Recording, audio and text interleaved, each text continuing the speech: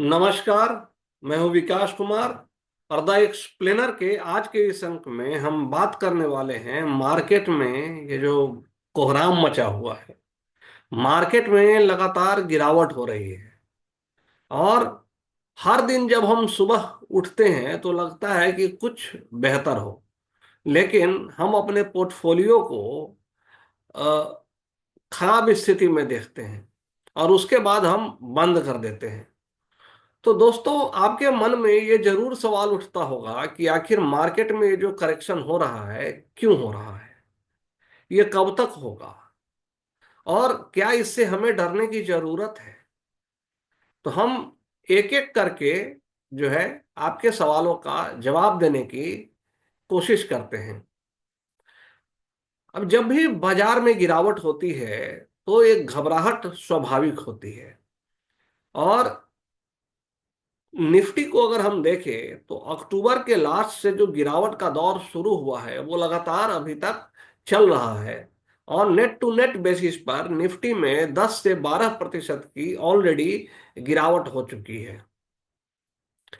वहीं अगर आप ये देखेंगे कि जो मिड कैप इंडेक्स है और जो स्मॉल कैप इंडेक्स है, इसमें तो गिरावट करीब 19 से 20% की है।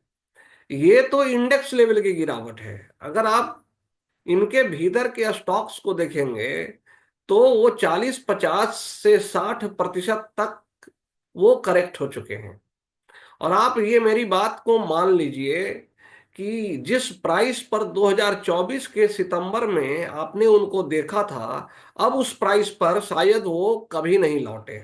एक मीन रिवर्जन थ्योरी है। मीन रिवर्जन थ्योरी का मतलब ये हुआ कि अल्टीमेटली कोई भी चीज कितनी भी ऊपर चली जाए या कोई भी चीज कितनी भी नीचे चली जाए, वो अपने जो मीन है यानी जो औसत है उसके आसपास आने की कोशिश करती है, क्योंकि एक्सट्रीम पर कोई लंबे समय तक नहीं रह सकता। यही बाजार के साथ हो रहा। अब आपको एक छोटा सा डेटा पॉइंट बताता हूं, मैं ज्यादा उसको कॉम्प्लिकेट नहीं करूंगा, कि आखिरकार जो ये मिड कैप इंडेक्स है और स्मॉल कैप इंडेक्स है उसमें इतनी गिरावट क्यों है। अब इसको मैं अप्लाई करता हूं मीन रिवर्जन थ्योरी को। सितंबर 2030 को जो स्मॉल कैप इंडेक्स था वो 40% ऊपर था, इसका जो पी का जो मान था। और जो मिड कैप इंडेक्स था उसका जो प्राइस टू अर्निंग रेशियो का जो ग्राफ जब खींचा गया तो ये करीब 38% ऊपर था। अब क्या आपको ऐसा नहीं लगता है कि ये जो अ, इसमें ग्रोथ था वो अनसस्टेनेबल है। ये बिल्कुल अनसस्टेनेबल है। कई एनालिस्ट ने तो इसको जस्टिफाई करने के लिए यहां तक कहा कि 2030 तक के अर्निंग को आज के प्राइस में ऐड कर दिया। अब ऐसा कैसे पॉसिबल है। 1-2 साल का जो प्राइस है, जो अर्निंग है, वो तो रिफ्लेक्ट हो सकती है किसी शेयर के प्राइस में आज, लेकिन आप 10 साल तक के अगले प्राइस का जब करेंगे, वो भी उस हालत में जबकि बिजनेस एनवायरनमेंट इतना डाइसी हो चुका है। कंपनियों को आज जो कंपनियां ऑपरेट कर रही होती हैं उनको ये नहीं पता होता है कि अगले 6 महीने में क्या होगा, अगले 1 साल में क्या होगा, क्या वैसी ही मांग बनी रहेगी, सरकार की नीतियां क्या होंगी। जब उनको यही नहीं पता है तो आप आज से 6 साल या 7 साल के बाद क्या अर्निंग होगी उसको कैसे आप आज के प्राइस में डिस्काउंट कर सकते हैं। लेकिन ऐसा किया और ऐसा करके जो डिफेंस के शेयर हैं और जो आप पीएसयू के शेयर हैं और कई और दूसरे भी स्मॉल कैप के शेयर्स हैं उनके प्राइस को जस्टिफाई की। अब आज हुआ यही कि ज्यों ही जब आप इस तरह का काम करते हैं, जब बहुत अनरीजनेबल वैल्यूएशन पर जब आप किसी शेयर को खरीदते हैं, तो ऐसे में छोटी सी छोटी खबर भी अगर निगेटिव हो, अगर वो आ जाए तो उसमें काफी तेज गिरावट होती है। और यही हुआ है। आज जो रिजल्ट आ रहे हैं, जो हमारा अभी जो लेटेस्ट क्वार्टरली रिजल्ट है वो बहुत डिसअपॉइंटिंग है। हैवेल्स हो, एफएमसीजी कंपनीज हो, आईटी हो, हर किसी के जो रिजल्ट्स हैं डिसअपॉइंटिंग है। ये शो कर रहा है कि अर्थव्यवस्था में जो कंजम्पशन में जो गिरावट है वो वास्तविक है, और उसका पेन अब कंपनियों के बैलेंस शीट पे दिखने लगा है। बाजार में, इकोनॉमी में जो डिमांड का लेवल है वो वास्तव में कम हो गया है। तो ऐसे में गिरावट तो होगी ही। और अगर आपने बहुत बबल टेरिटरी पर बैठे हुए हैं, अगर आप बुलबुले की सवारी कर रहे हैं, तो बुलबुला तो फटेगा, तो आप गिरेंगे ही, और यही हो रहा है। लेकिन अब आप इस बात को समझना यहां पर जरूरी है कि आखिर ये हो क्यों रहा है, क्योंकि ये क्या वास्तव में ये कब तक होगा, क्या यही सिचुएशन बरकरार रहेगी, क्या। तो ये समझने के लिए कि ये स्टॉक मार्केट में जो गिरावट कब तक होगी, क्या इससे हमें चिंतित होने की जरूरत है, तो सबसे पहले हम इसके कारणों को समझने की कोशिश करते हैं। अगर आप कारण ठीक से समझ जाएंगे तो आपको जो है अपने सवाल का जो उत्तर है वो स्वयं में वो मिल जाएगा। अब पहला तो सबसे बड़ा जो कारण था इस गिरावट का वो है वैल्यूएशन का। मेरा मतलब अनाप शनाप वैल्यूएशन शेयर मार्केट के प्राइस से नहीं है, बल्कि प्राइस टू अर्निंग रेशियो से है। एक शेयर का जो प्राइस है वो उसके अर्निंग के बेसिस पर डिसाइड होता है। तो आप मुझे ये बताइए कि 200, 250, 300 के प्राइस टू अर्निंग मल्टीपल पर शेयर्स को खरीदना कहां तक समझदारी है।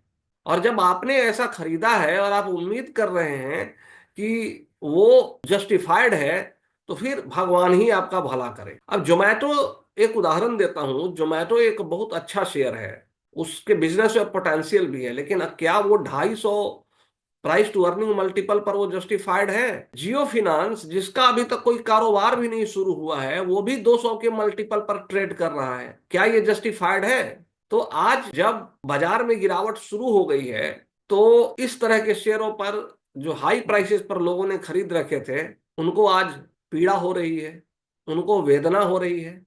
लेकिन बाजार का जो मीन रिवर्जन थ्योरी है, अल्टीमेटली ये करेक्ट हो करके अपने मीन की तरफ आएगा। हम इसको एक चार्ट के द्वारा भी आगे चल के समझाएंगे। दूसरी बड़ी वजह क्या है दोस्तों? दूसरी जो सबसे बड़ी वजह है गिरावट की, वो है डॉलर के कीमतों में बढ़ोतरी। जो डॉलेक्स है वो लगातार ऊपर जा रहा है, रुपया जो है कमजोर हो रहा है। रुपया क्यों कमजोर हो रहा है? रुपया इसलिए कमजोर हो रहा है क्योंकि हमारा जो ट्रेड डेफिसिट है वो बहुत ज्यादा है। हम, अब इस ट्रेड डेफिसिट में सबसे बड़ा जो हिस्सा है वो है तेल का। हम तेल के बहुत बड़े आयातक देश हैं, और हम 17 से 18 लाख करोड़ रुपए तक का तेल हर साल आयात कर। अब ब्रेंट क्रूड का जो प्राइस है बाजार में वो भी $81 के आसपास है। ट्रेडिशनली जब ये 60 से $70 के बीच में रहता है तो हमारी अर्थव्यवस्था के लिए ये एक स्वीट स्पॉट होता है। लेकिन $70 से जैसे जैसे ये ऊपर बढ़ता गया, तो हमें तेल को आयात करने के लिए ज्यादा डॉलर चुकाने होंगे, यानी डॉलर की डिमांड बढ़ेगी। जब डॉलर की डिमांड बढ़ेगी तो डॉलर मजबूत होगा और रुपया कमजोर होगा, और वही हो रहा है। तो आपको ये चीजें तो समझ में आ गई।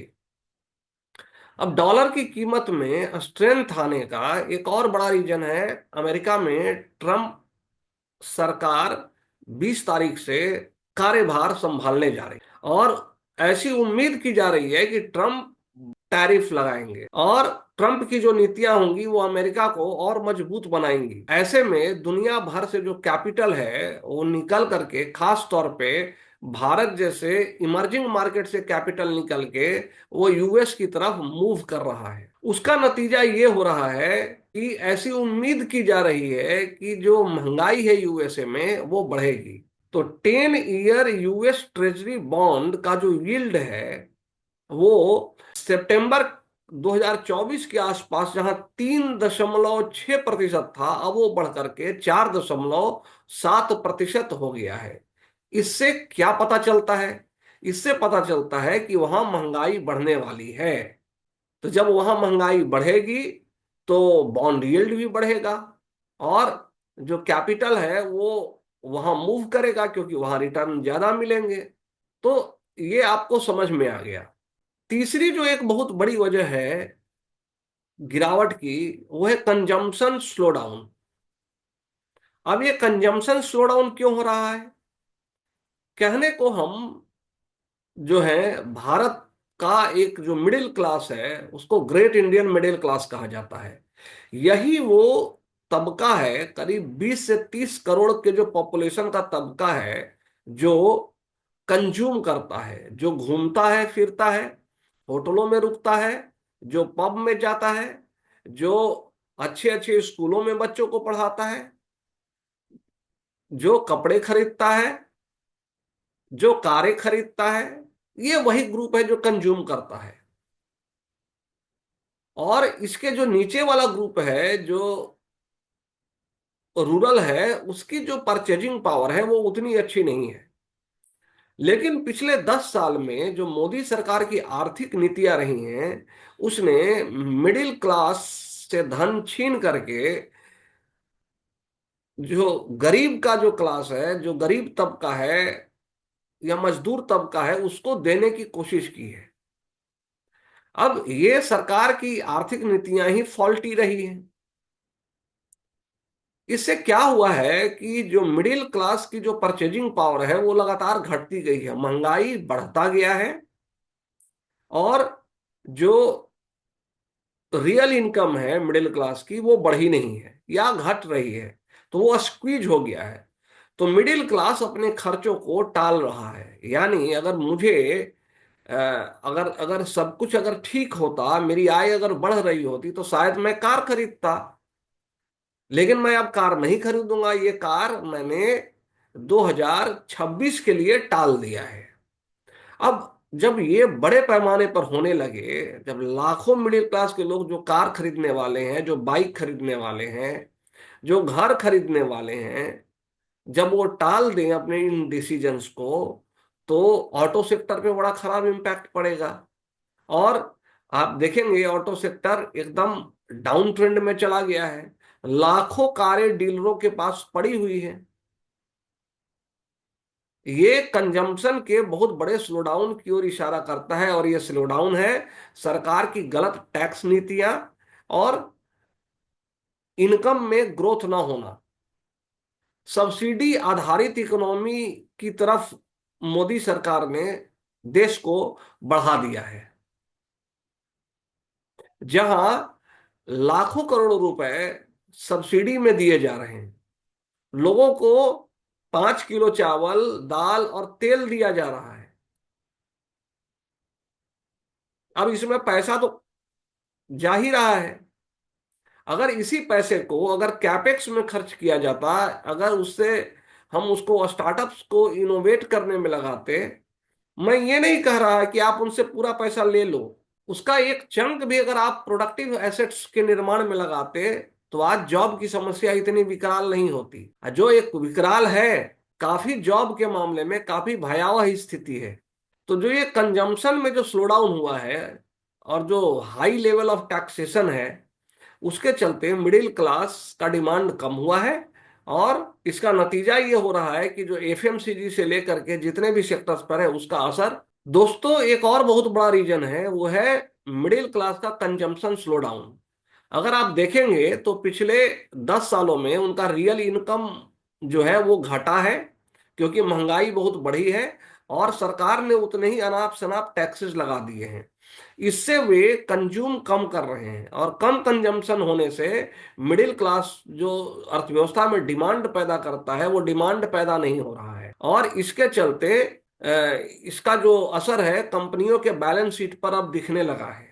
अब सवाल ये उठता है कि क्या करें, क्योंकि अभी के जो हालात हैं वो तो ऐसा लगता है कि ये एक ऐसी पेट्रोल की टंकी में हम तेल डाल रहे हैं। अगर हम पैसा लगा भी रहे हैं, ऐसा नहीं है कि डीआईआईज नहीं खरीद रहे, जितनी एफआईआईज की निकासी हो रही है मार्केट से, उतना ही करीब उससे बहुत ज्यादा डीआईआईज पैसा लगा रहे हैं। लेकिन ये तो ऐसा लग रहा है कि एक ऐसी पेट्रोल की टंकी है जो लीक कर रहा है। तो जब तक आप उसको भरेंगे नहीं, उस छेद को नहीं भरेंगे, तब तक आप कैसे उम्मीद रखते हैं कि सुधार होगा? दोस्तों, आखिरी सवाल, अब आगे क्या हो सकता है? मेरे कहने का ये मतलब नहीं है कि अब सब कुछ जो है समाप्त हर बार की जो गिरावट होती है वो कुछ ऐसा ही भाव पैदा करती है। लेकिन अगर आप इसको 2008 की गिरावट से अगर आप कंपेयर कर रहे हैं, या आप इसको अगर 1999 की गिरावट से कंपेयर कर रहे हैं, हालांकि आप में से बहुत सारे लोगों ने उस गिरावट को नहीं देखा है, मैंने तो कम से कम 2008 के गिरावट को बहुत अच्छे से देखा है। और बीच में भी अगर आप देखिएगा तो 2022 में भी गिरावट आई थी। तो अब आगे क्या हो सकता है? आगे, तो दोस्तों अब आगे क्या होगा, हमें क्या करना चाहिए, ये गिरावट कब तक जारी रहेगी? तो मैं आपको निफ्टी के चार्ट की तरफ ले चलता हूं। इस चार्ट को देखेंगे तो आप देख सकते हैं कि ये जो रैली है, ये कितनी लंबी रैली चली है। बीच बीच में थोड़ी बहुत गिरावटें आई हैं, लेकिन ओवरऑल जो ट्रेंड रहा है वो ट्रेंड काफी अप का ही रहा है। 26,348 का इसने हाई बनाया था, और उसके बाद से आप देखेंगे तो कभी भी उसके आसपास ये नहीं जा पाया। उसके बाद से लगातार ये गिरावट का ही ट्रेंड रहा। इसमें अभी मार्केट जो है 23,180 के पास है। अगर आप ब्रॉडली देखेंगे तो अगर ये 23,000 से ऊपर रहता है मोटे तौर पे, तो वैसी कोई घबराने की बात नहीं है। लेकिन अगर 23,000 का सपोर्ट लेवल अगर टूट जाता है, अगर ये जो सपोर्ट है अगर ये टूट जाता है और उसके बाद मार्केट अगर सस्टेन करता है, तो फिर उसके बाद अगला जो सपोर्ट होगा वो 21,800 से 22,000 का रेंज हो सकता है। यानी करीब करीब 1,000 अंकों की और गिरावट हो सकती है। आप थोड़ा सा भी रिसर्च करेंगे तो आपको पता चल जाएगा कि आपको क्या करना चाहिए। और आप इस हमारे चैनल को विजिट करते रहिए, ताकि आपको और अच्छे अच्छे जो आइडियाज हैं वो मिलते रहें। तो इसी के साथ मैं विदा लेता हूं। मैं आपसे कल फिर मिलूंगा एक नए टॉपिक के साथ। तब तक के लिए अलविदा। और आपने हमारा चैनल अभी तक अगर सब्सक्राइब नहीं किया है तो कृपया सब्सक्राइब कर लीजिए। नमस्कार।